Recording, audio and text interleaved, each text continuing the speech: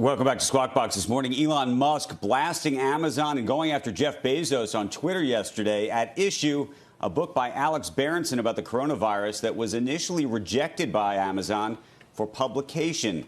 The book, I believe it was going to be an electronic book, questions whether the virus is as deadly as public health experts say. Musk initially tweeted, "This is insane, Jeff Bezos," and then, "Time to break up Amazon. Monopolies are wrong." Shortly after the exchange, an Amazon spokeswoman said the book had been removed in error and was being reinstated. Amazon hasn't yet responded to Musk's comment, though, of course, about breaking up the company. Becky?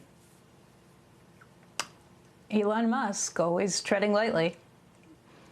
Joe, we've been talking about this a little offline. Yeah, we have. This is similar to Musk is now sort of staked out a position on the reopening side of obviously what we saw with what was happening with reopening that plan. And Alex Berenson's book plays into that quite a bit. So Musk is now, even more firmly staking out a position on that side of things. But yeah, this gets interesting because it's two of the, who do we talk about? Just the main visionary, just the biggest guys on the planet right now. It's kind of cool that there's, that we can talk about like a spat between, and not the first time it's happened, but between Musk and Bezos makes it a pretty spicy story.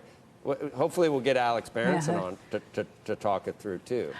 Well, that's what I was going to say. Alex Berenson, for those who don't know him, is not somebody who has been coming at this with an agenda or anything else. He is a straightforward guy, a long-term journalist who's turned into a novelist, but he always follows the facts. We've had him on the show in the past, and he goes where the story takes him. So it's a very interesting read. Again, this is not some hatchet job or anything else that's been out there. We've had him on the show to talk about some other issues where, again, the information that he uncovered and the data he uncovered took him down a path that was not very popular, but one that he kind of follows all the way through. We had him with marijuana because we had him on to talk about it, and he was not in favor of legalizing marijuana because he found a lot of very bad effects, hallucinatory effects, and all kinds of other effects that once he started digging into the data, he said, I can't be in favor of this, even though his background and, a former New York Times reporter might have gotten him to that position just based on where you would think he would wind up. He follows the facts all the time. So it's, in this case, I really I love the New York Times imprimatur with him because the positions he stakes out are sort of antithetical in certain ways to certain contingent. He doesn't go after it to do that. Like same thing with the marijuana story. He did not go after it to Did you see the Twitter stuff about when he said that stuff about marijuana that we got? If I were him, I would have not looked at Twitter. But for this, it's logarithmically worse than what he got for marijuana. For him to even suggest that you should reopen early or any of that, he's not looking at Twitter, obviously, or he's got skin that's about this thick.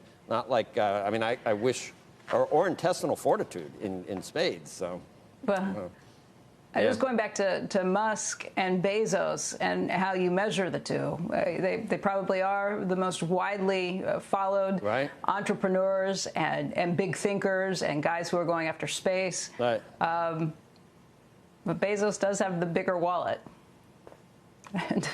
Okay. Yeah. Okay. I'm not saying anything about it. Yes, you're right. Got a big wallet. But Musk is like they said in Caddyshack, Musk is no slouch. And he says, "Oh no, I think you're great. I think you're a great slouch." In fact, what he's done with Tesla shares lately have been really something to watch. We've got Ron Barron, who is going to come on with us next week to talk about what he's seen there and with SpaceX. Someone might be a trillionaire, and we may live to see it. I think that's 1,000 billion. That's something.